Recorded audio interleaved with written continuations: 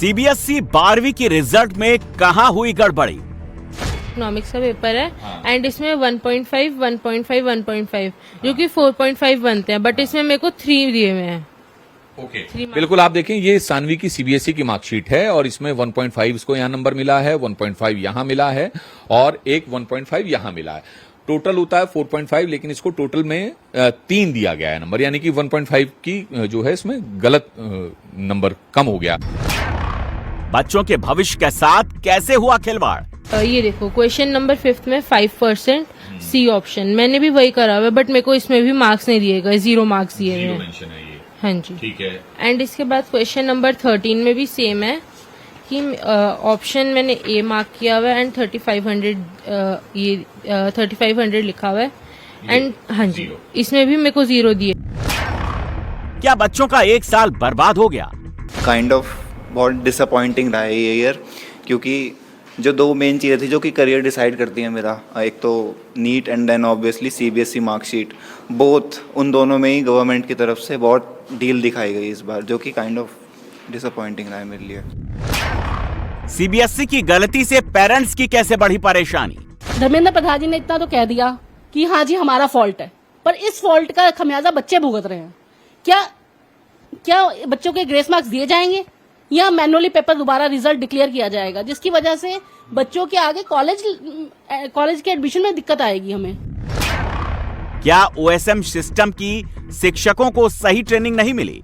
लेकिन सही मैं बताऊं तो 50% से अधिक टीचर इस चीज़ को ठीक तरीके से समझ नहीं पाए हैं, तो थोड़ी तो प्रॉब्लम हुई है।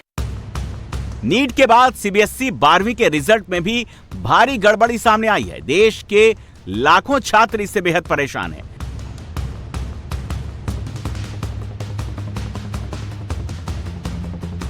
छात्रों के सामने सबसे बड़ी समस्या उसके सही आंसर की कम मार्किंग है। कई सवाल अनचेक्ड हैं तो कई जगहों पर सही आंसर के बावजूद 0 नंबर मिले हैं। इतना ही नहीं, कई छात्रों के साथ मार्किंग के कैलकुलेशन एरर भी सामने आ रहे हैं। सीबीएसई का रिजल्ट आया है तो कई छात्र ऐसे हैं जो सीबीएसई के सामने अपनी शिकायतें लेकर पहुंच गए। दरअसल उन्होंने आंसर शीट ली तो उसमें कहीं पर जो है नंबर की कैलकुलेशन में गड़बड़ थी, तो कहीं पर जो है आंसर सीन किया गया लेकिन उसकी मार्किंग नहीं की गई और कहीं पर तो जो है नंबर ही नहीं दिए गए।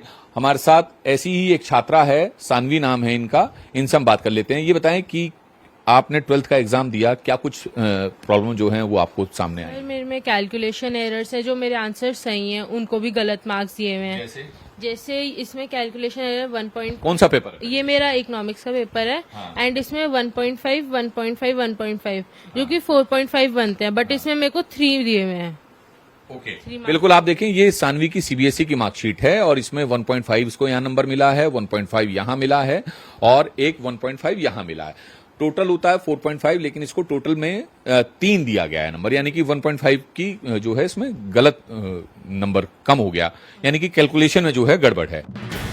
दिल्ली की सानवी के साथ कई ऐसे लाखों स्टूडेंट्स हैं जिनके कई सवाल अनचेक्ड हैं। सही आंसर के लिए उसे वहां कोई मार्क नहीं मिला, उसे वैसे ही छोड़ दिया गया।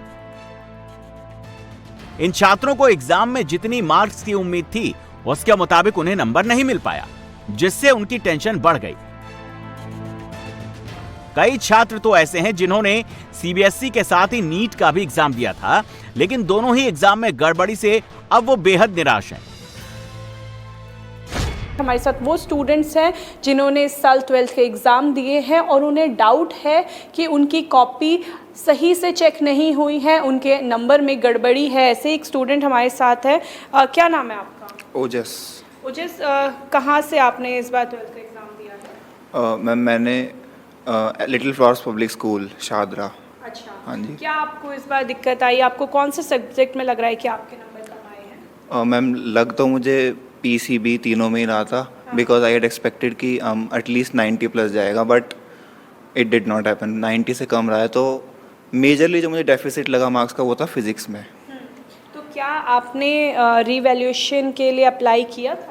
मैम रिवैल्यूएशन की जो विंडो थी जब वो खुली थी तो मैंने ट्राई किया था दिन में, आई थिंक 3-4 बार मैं ट्राई कर रहा था, बट फिर जब वो नहीं खुली तो मैंने कहा लेट इट बी, बिकॉज वैसे भी मैं नीट का स्टूडेंट हूँ।